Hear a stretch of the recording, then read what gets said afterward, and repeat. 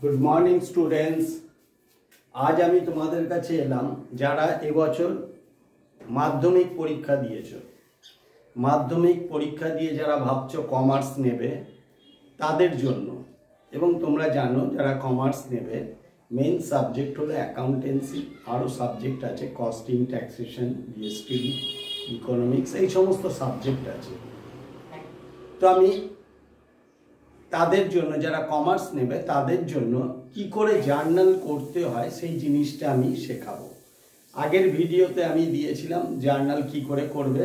আজকে আমি দেব কিছু compound entry journal. Compound journal কি করে করতে হয় দেখো। তো দেখো, 1 নম্বরে দিয়েছি started business with cash, bank balance, building, furniture. তোমরা জানো যে আমরা যখন অঙ্ক করি বিজনেসের অঙ্ক করি, ওনারের না। বিজনেস এবং ওনার দুটো আলাদা, দুজনেরই সেপারেট এন্টিটি আছে, অর্থাৎ স্বতন্ত্র সত্তা আছে। তাই আমরা যখন জার্নাল করব এই কম্পাউন্ড এন্ট্রি জার্নালগুলো কি করে করবে, এই জার্নালগুলো একটু হার্ড, তোমরা ফলো করো, বুঝতে পারবে।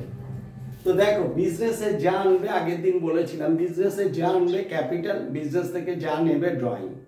তো এখানে যখন ব্যবসা আরম্ভ করেছি এই 4টে অ্যাসেটকে আমরা বিজনেসে এনেছি। অ্যাসেট, রিয়েল অ্যাকাউন্ট, বিজনেসে যা আসবে ডেবিট। তাই এই 4টে অ্যাকাউন্ট ডেবিট লেখো।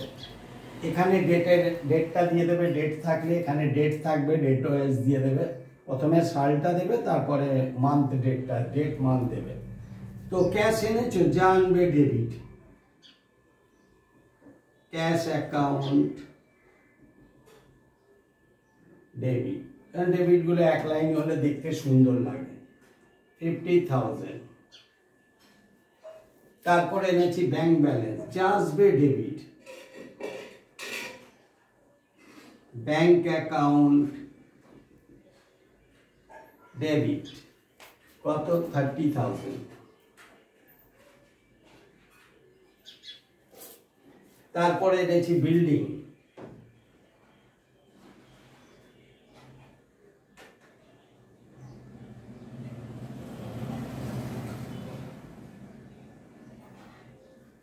বিল্ডিং আছে 1.5 লাখ টাকা। ঠিক আছে। তারপর আরেকটা আছে ফার্নিচার, যেমন আলমারি, চেয়ার, টেবিল, এগুলো ফার্নিচার।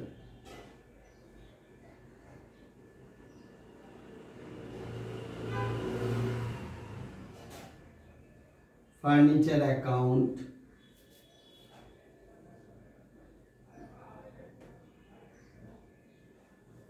ডেবিট কত আছে? 20,000। যা আনবে বিজনেসে সব আমরা বলি, যত অ্যাসেট আনবে, যা কিছু বিজনেসে আনবে সব ডেবিট। তো এই টোটালটা হবে, যা আনবে তাকে আমরা বলি ক্যাপিটাল।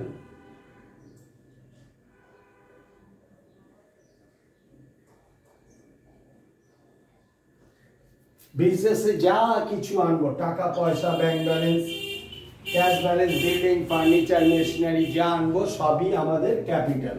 এগুলোকে ক্যাপিটাল হিসেবে দেখানো হয়, তার টোটাল দেখে। তাহলে কত হচ্ছে? 2,50,000। দেখো 70, 1 লাখ, 2,50,000।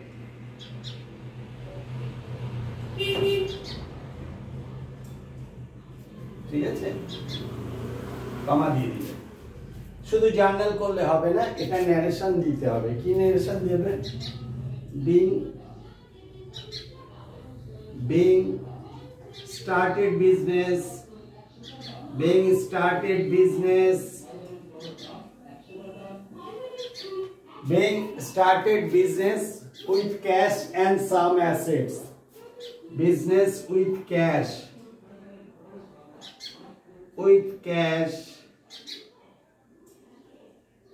and some asset.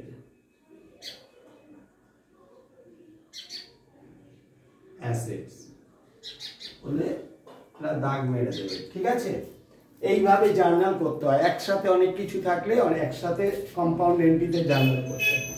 তো এইভাবে করে নিলে। এবার দ্বিতীয়টা দেখো, খুব সুন্দর বলেছে, গুডস পারচেজ অফ ₹20,000। 20,000 টাকার গুডস কিনেছো, তার মধ্যে ট্রেড ডিসকাউন্ট 10%। এই ব্যাপারটা কি, ট্রেড ডিসকাউন্ট অঙ্কে আসবে না। একজন বিজনেসম্যান আরেকজন বিজনেসম্যানকে যে ছাড়টা দেয় সেই ছাড়টা ট্রেড ডিসকাউন্ট। ট্রেড ডিসকাউন্ট অঙ্কে আসে না, বুঝেছো? ক্যাশ ডিসকাউন্টটা আসে। তার 20,000-এর মধ্যে একজন বিজনেসম্যান আরেকজন বিজনেসম্যানকে যদি এই ট্রেড ডিসকাউন্টে ছাড়টা না দেয় তাহলে কেউ জীবনে বিজনেস করবে না, ঠিক আছে? প্রিন্ট প্রাইসে যদি আমি মাল কিনবো, পাবলিক তো প্রিন্ট প্রাইসের চেয়ে বেশি দেবে না, দিলে কম দেবে, তাহলে আমি বিজনেস কি করে টিকিয়ে রাখবো? ওই জন্য ট্রেড ডিসকাউন্টটা বিজনেসে আসে না, কিন্তু টাকাটা বাদ যায়। 20,000 টাকার 10% হলো 10,000 টাকা। 20,000 টাকার 10% মানে 2,000 টাকা বাদ যাবে। তাহলে 20,000 থেকে 2,000 মাইনাস করো 18,000। তাহলে দেখো, এই যে জিনিস কিনছো, পারচেজ অ্যাকাউন্ট ডেবিট,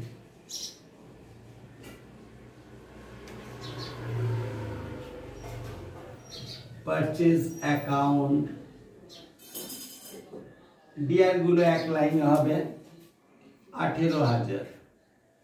তাহলে 20,000 টাকা জিনিসটা 2,000 ছাড়ে একজন বিজনেসম্যান আর একজন বিজনেসম্যানের কাছে ছাড় পেল, তাই ট্রেড ডিসকাউন্ট অঙ্কে আসবে না, কিন্তু টাকাটা বাদ গিয়ে অঙ্কে আসবে।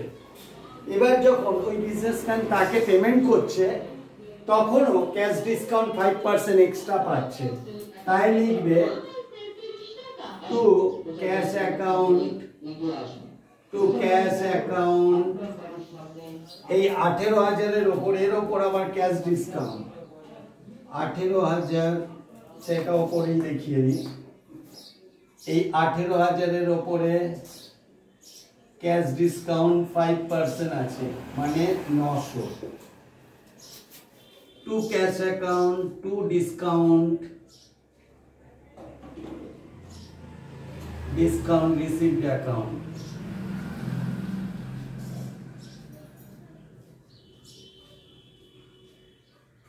Received account.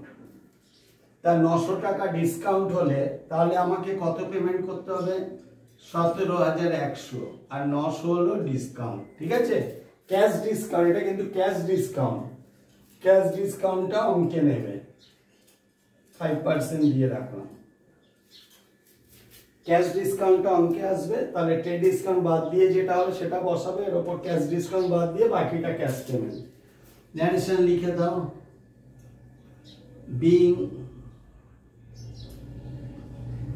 being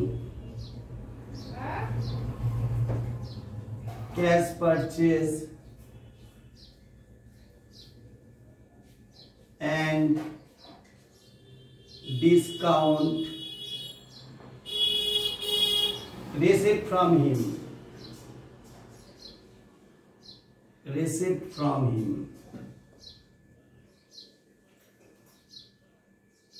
ঠিক আছে, তার কাছ থেকে ডিসকাউন্ট পাচ্ছি।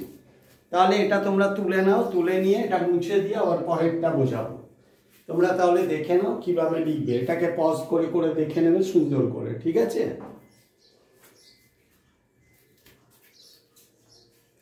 তাহলে এবার আমি মুছে দিই, এটা মুছে দিচ্ছি, এটা মুছে দিয়ে আবার পরের গুলো, দুটো হয়ে গেল, প্রথমটা দ্বিতীয়টা হয়ে গেল, এবার তৃতীয়টা করব।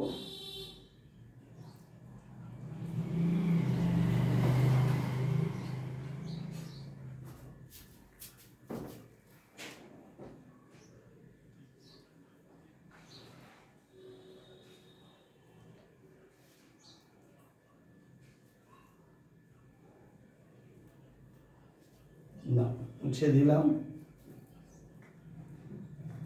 এবার এসো 3 নম্বরটা। গুডস যেমন পারচেজ করেছিলে তেমনি গুডস সোল্ড করছো 30,000 টাকা, তার মধ্যে ট্রেড ডিসকাউন্ট 20% তুমি ছাড় দিচ্ছ, আর ক্যাশ পেমেন্ট করলে তার সাথে আরো 10% ক্যাশ ডিসকাউন্ট ছাড় দিচ্ছ। কিভাবে করবে? জিনিস বিক্রি করলে আমরা টাকা পাই, হ্যাঁ, কিছু বলা নেই, মানে ক্যাশ ডিসকাউন্ট মানে ক্যাশ পাবো। সেল করে কোনো জিনিস যদি তোমরা সেল করো বিনিময়ে টাকা পাবে, তাই লিখবে ক্যাশ অ্যাকাউন্ট ডেবিট,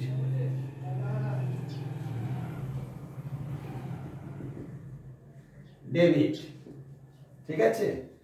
তার এগেনস্টে ক্যাশ অ্যাকাউন্ট ডেবিট লিখবে।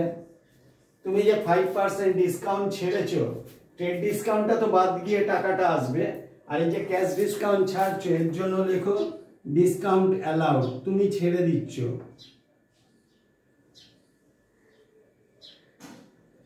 Discount allowed, allowed account debit. 2 sales account,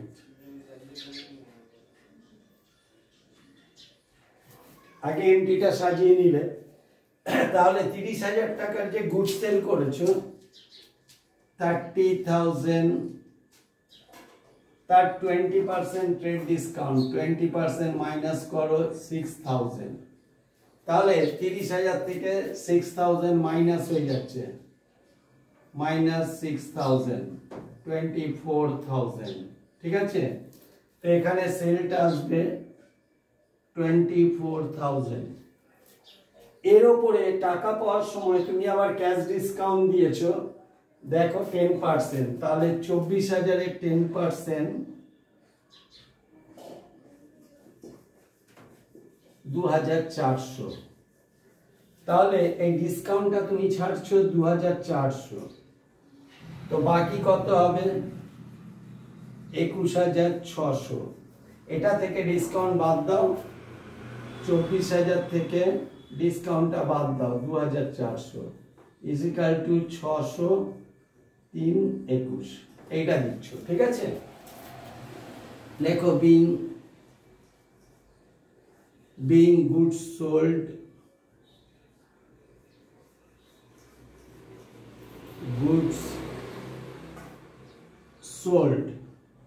being goods sold in cash after cash discount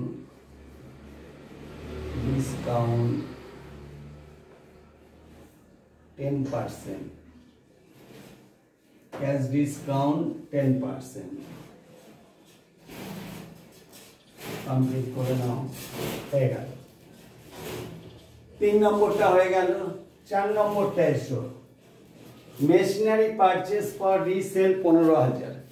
যদি মেশিন কিনতেন, মেশিন আসতো, ক্যাশ যেত, যা আসবে রিয়েল অ্যাকাউন্টে debit, machinery account debit, cash চলে যাচ্ছে। মেশিন কিনলে তো টাকা পেমেন্ট করো বা চেকে পেমেন্ট করো, এখানে কিছু নেই বলে ক্যাশ ধরে নিতে হবে। হ্যাঁ, চেক থাকলে ব্যাংক ধরবে, কিছু না বললে ক্যাশ ধরবে। তো মেশিন কিনেছো বিক্রির জন্য, যে জিনিসের বিজনেস তুমি করছো, মেশিন কিনছো বিক্রি করছো, এটা তোমার কাছে গুডস অ্যাসেট হবে না, নমিনাল অ্যাকাউন্ট হবে, তখন সেটা পারচেজ অ্যাকাউন্ট হয়ে যায়। তুমি যদি রিসেলের জন্য না কিনতে তাহলে মেশিনারি টু ক্যাশ হতো। তুমি যেহেতু বিক্রির জন্য করছো তাহলে ধরে নিতে হবে মেশিনারি কেনা বেচা তোমার বিজনেস, সেটা তোমার কাছে গুডস। আর সেই গুডসের ক্ষেত্রে লিখতে হবে, এখানে ডেট দেবে পারচেজ অ্যাকাউন্ট ডেবিট,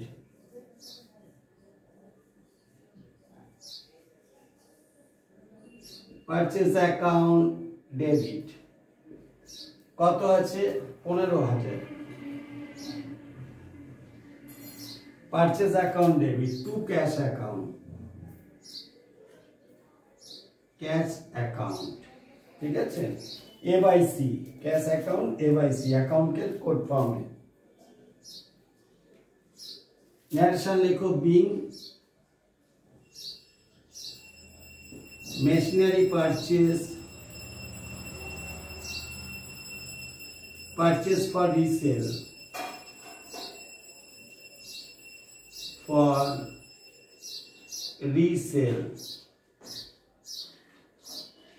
ঠিক আছে, লিখে এরকম দাগ মেরে দেবে।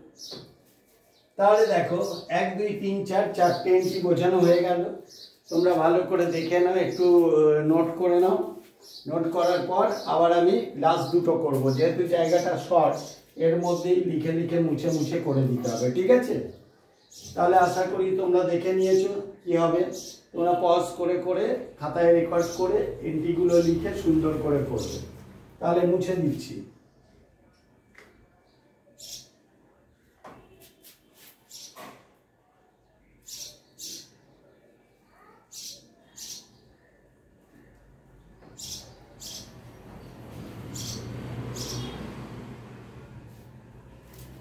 এরপরে এসো 5 নম্বরটা, গুডস কিনেছো ক্যাশে 40,000, তার মধ্যে আবার সিজিএসটি চার্জ করেছে 10%, এসজিএসটি চার্জ করেছে 10%। তাহলে কি করে করবে? কোশ্চেন মার্ক দাও, purchase account debit,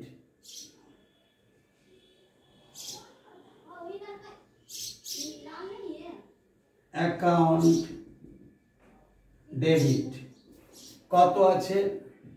40,000।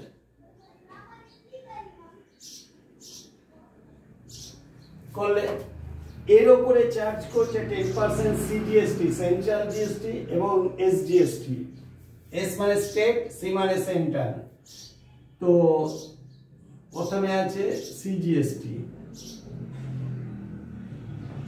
CGST account কত পার্সেন্ট? 10%, এটাও ডেবিট। এর 10% মানে 4,000। দেখো 40,000 ইন্টু 10% মানে 4,000। এসজিএসটিও তাই হবে।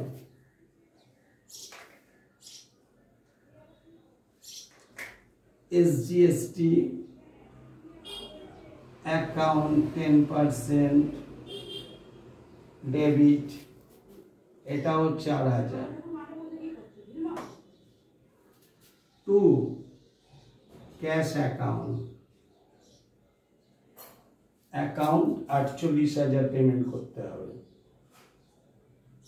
যদিও তোমরা কিনতে যাবে যখন, তখন দোকানদাররা কি করে, যদি 40,000 হয় তার মধ্যে থেকে এই ডিসকাউন্ট বাদ দিয়ে তোমার কাছ থেকে 32,000 হয়তো নেবে, এই 40,000 নেবে, কাপড়ের দাম দেখাবে 32 আর দুটো জিএসটি 4 8,000 দেখিয়ে 40,000 দেখিয়ে দেবে। হ্যাঁ, কিন্তু তোমরা তো পড়ালেখা করছো, এই জন্য যত টাকার মাল কিনবে তার উপর জিএসটি করে টোটাল দেখাতে হয়। ন্যারেশনটা ওই রকম নিয়ে নেবে। Goods purchase and CGST 10% and SGST 10%। হয়ে গেল, দাগ নিয়ে দাও, হয়ে গেল। এবার এটা গুডস সোল্ড করেছো চেকে 60,000, এর মধ্যে আইজিএসটি। তোমরা জানবে স্টেটের মধ্যে যদি কেনা বেচা হয় তাহলে সিজিএসটি এসজিএসটি। তুমি যদি অন্য রাজ্যে বিক্রি করতে যাও বা অন্য রাজ্য থেকে আনো তাহলে সিজিএসটি এসজিএসটি মিলে হবে আইজিএসটি, ইন্টারন্যাশনাল জিএসটি। ঠিক আছে, তুমি স্টেটের বাইরে চলে গেলে আইজিএসটি ইউজ হবে, তখন সি আর এস এর দুটো মিলিয়ে তখন ধরো এই 10% আছে, আইজিএসটি 20% হবে, এইভাবে হবে। তো তুমি তো বিক্রি করছো, বিক্রি করলে তুমি চেক পেয়েছো, দেখো চেক পেয়েছো, চেক পেলে লেখো bank account debit, bank account debit. ঠিক আছে, টাকাটা পরে লিখবে, আগে লিখে নাও। To sales account, sales account কত আছে? 60,000।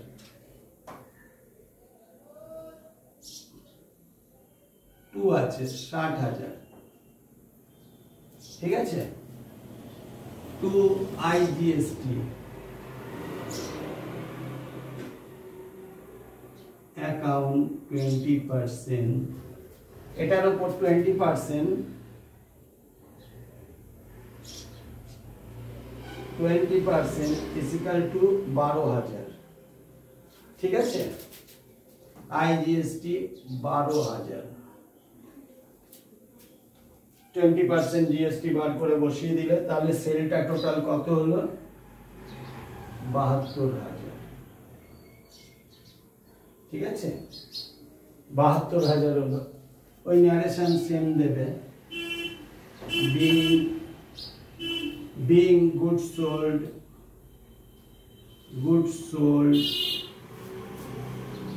and IGST 20%। ঠিক আছে,